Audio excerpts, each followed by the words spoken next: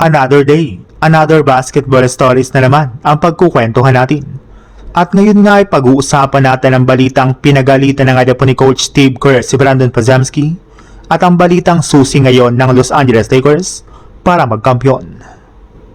Kahit man nga po natalo kahapon ang Golden State Warriors laban sa Denver Nuggets ay may nangyari rin naman nga po dito na ikinatuwa ng mga fans. At ito nga po ay nang pagalitan at sigawan na nga po sa wakas ni Coach Steve Kerr ang kanilang batang player na si Brandon Podziemski.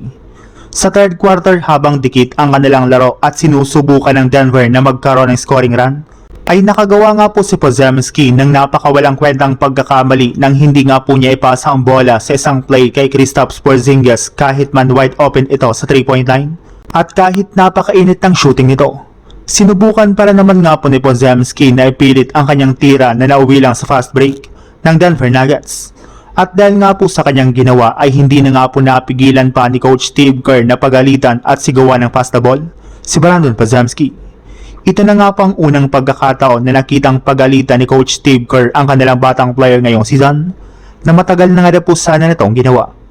Sa ibang balita naman, bagamat man nga po magiging underman ang Lakers sa hindi paglalaro ni Luka Doncic laban sa Washington Wizards, ay kumpiyansa pa rin nga po ang kanilang team na maipapanalo nila ito gayong meron na rin naman nga po sila mga players na handang mag-step up sa kanilang mga susunod na laban.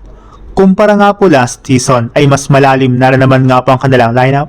Sa katunayan, marami na nga pong mga analyst ang nagsabi na nasolusyonan na nga po ng Lakers ang naging problema ni Coach JJ Redick last season matapos nga po nilang kunin ang kanilang dalawang player na sina Marcus Smart at DeAndre Ayton. Dahil nga po kay Smart ay nakakasabay na nga po sila sa pisikalidad ng ibang mga teams at meron na nga po silang pantapat sa best player ng kanilang mga kalaban.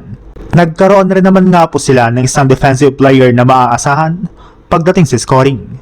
Habang pagdating naman nga po kay DeAndre Ayton, ay hindi na nga po masyadong nadudumina ang Lakers sa ilalim ng basket dahil sa presensya nito at mas madaming option na nga po dahil sa kanyang Lakers pagdating sa kanilang opensa.